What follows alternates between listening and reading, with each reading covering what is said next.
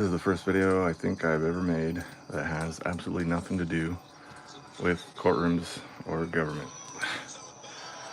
I said I wanted to make something that would show that I'm not just some guy telling off judges in courtrooms. That I have just a normal guy element to me, obviously. So I'll ramble about something that nobody should spend their time listening to. Go listen to Ian Carroll's latest video taking apart the position of Nick Fuentes. And the fact that that guy's made a deal to accept the Tyler Robinson narrative in order to be left alone and free to talk about every other issue except that one. Just a humble opinion. I was a member of his $100 a month private chat group before and after the CK deletion. I don't know why I'm talking about this now. It just came up, but I know things. And I went and graduated from UVU and the aviation program. So these Egyptian planes and their transponders are no mystery to me. And guess what? Those aren't Egyptian planes. They're just transponding from Cairo or the surrounding area, maybe a smaller airport, to pretend like they're originating from Egypt. Why do you think we give so much money to Egypt? Let's move on to football. So I have a memory of me wearing a San Diego Chargers bib to eat out of my high chair. My family, I was just raised with the San Diego Chargers right from San Diego. And so, you know, I'm damn near staring 50 years old in the face. I can't believe I'm saying that. I don't feel a day over 35. But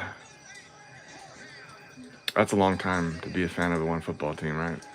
And so they just had a huge win over the Philadelphia Eagles, the defending Super Bowl champions.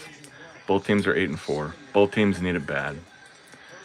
And I'll just give a little quick summary of my thoughts on the team. So there's a really weird coincidence about a game we had 3 weeks ago. So this team has had an above average season we're all really grateful for, but some nasty, massive injuries at both tackle positions. With Slater going out in the preseason and Joe Alt going out on like week 3 or 4. And we've had 9 combinations of O-lines since then, and nothing has been effective. Very rarely has it been adequate. And Herbert's been like the most sacked quarterback in the league, or the third most, and most pressured. It's just kind of insane. So all this draft capital that we spent on Joe Alt and Slater and made him the richest tackle in the league went for nothing this year because we haven't been able to use either of them. And it's just scary to think how good we would be if we had both of them, because the difference between us winning easily and us having to really gut it out and lose a lot of these games when we're 8-4, now 9-4, is the fact that we can't protect Justin Herbert. A guy doesn't have time to throw, he's not going to complete the pass, obviously.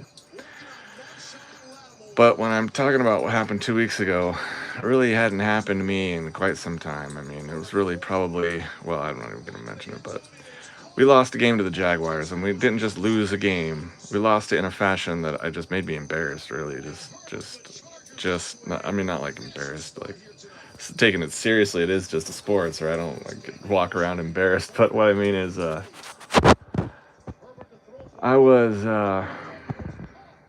couldn't believe what I was seeing. I turned the TV off in the middle of the third quarter, something I do very rarely, and the final score let me know that nothing had changed.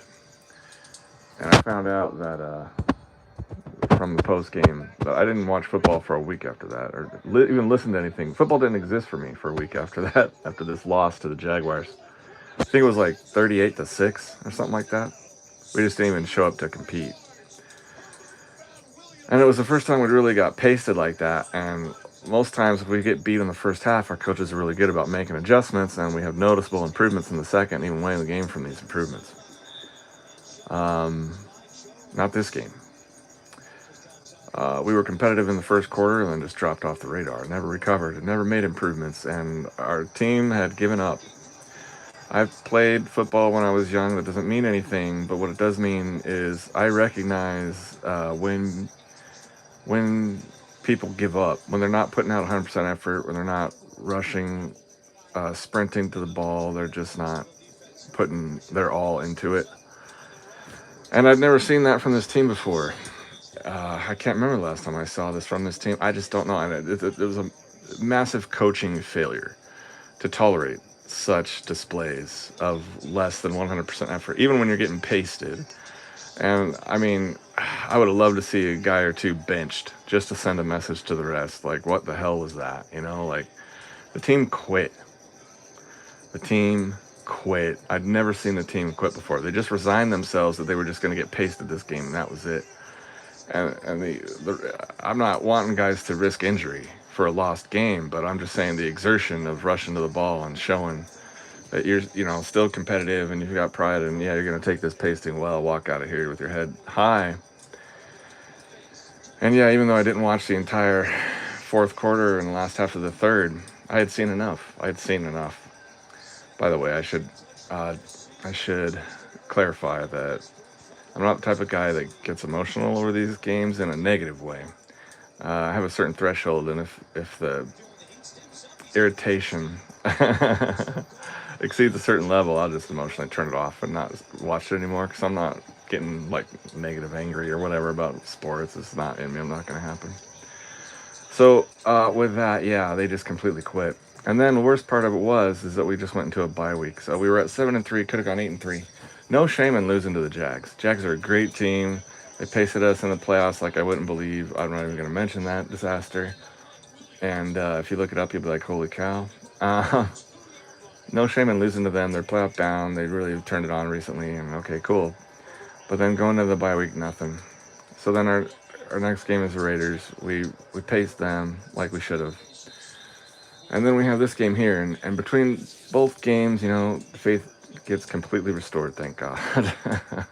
Because they just completely recover. The intensity is there, the fire is there, like the proper coaching and motivation and accountability among teammates for that hustle and is there. Our defense has always been nasty. Overall, they've had their moments of weakness for sure, but it certainly can't complain. They're one of the top defenses in the league, man. If you're a Chargers fan, any winning season is like a blessing from the heavens, and you're just on cloud nine. And when you're 9-4, as injured as we've been, no one expects to maybe even get a playoff win. But with the injuries that we've had, to even make the playoffs is like, oh, thank God. So anything above that is kind of gravy. Spectacular win today. Herbert has been taking hits all season because our O-line, like I said, can't protect him. He gets his hand broken last week at the Raiders. Gets surgery on Monday. The next day, a week ago. And then hits practice and just guts out a win today. Don't see this guy wince in pain.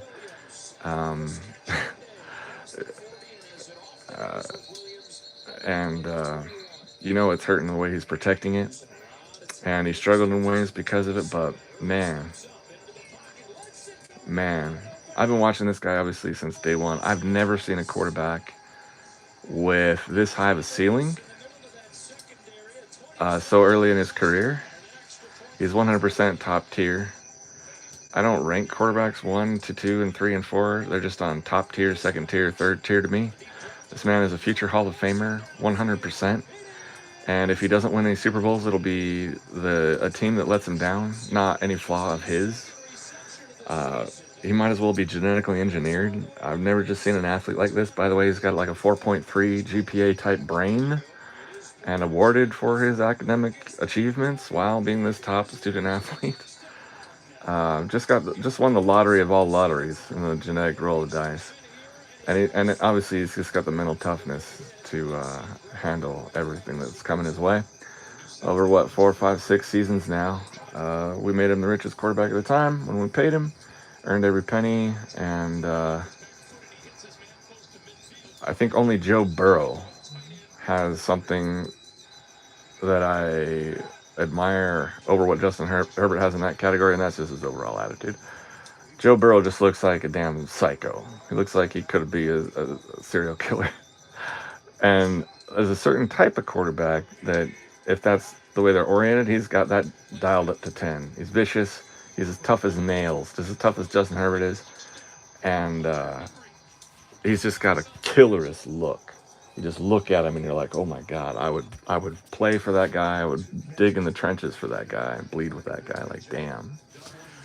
So yeah, I'm kind of a football fan, and we are in the prime season of the year, man. We got 4 weeks left in the NFL, and then we're going into the playoffs. So it doesn't get any better than this.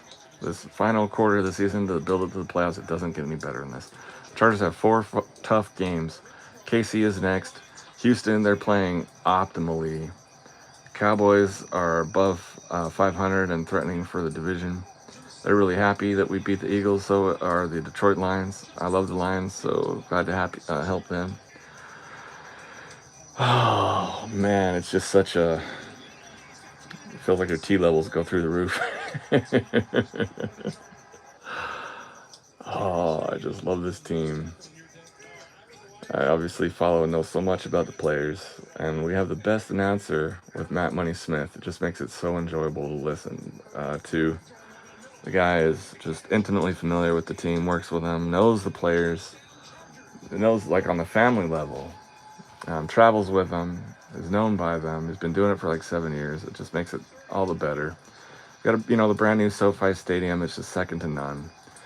We got a couple Super Bowls scheduled for it. I mean, it's just amazing being a Chargers fan. So yeah, I'm not all about causing havoc in courtrooms all the time, man. It's just a minor part of what I do, and the Chargers are a much bigger part. And man, they just nothing gives me a bigger rush in this life than enjoying the Chargers play the best game they've ever played all season, deep into the season, heading into the playoffs. There's just nothing like it. You can probably tell my voice is a little out of it. And this is me trying to be quiet, like not yelling everything. Oh, God, it's just such a good game, man. It's just such a good game. Is there anything I want to say lastly about what I would... this is the first time I've ever just completely trusted the coaching staff. I don't sit here and make recommendations. Oh, they should do this. Oh, they should do that, like a lot of fans do. Because I trust the coaching staff so much, and it's obvious to anyone with half a brain that you don't know anything compared to a professional NFL coaching staff, so you might as well just shut the hell up and just observe what happens and hope they make the right play calling and adjustments, because that's really all it is just like life, he who adjusts and adapts to their changing environment enjoys the most success and survival among threatening. I'm just watching highlights while I'm talking. Distracting me. Anyway, yeah. Big time Chargers fan. And living in Chiefs country, so makes it all the better. And Chiefs being in third place with Broncos coming out of nowhere and being 10-2, we got a game with them coming up too. It'll be interesting. So there you go. Now I'm gonna make a video about a massive win that I found out I just enjoyed regarding the Judge Timothy Engelmeyer case, about whom I made and released several videos just this morning. Enjoy.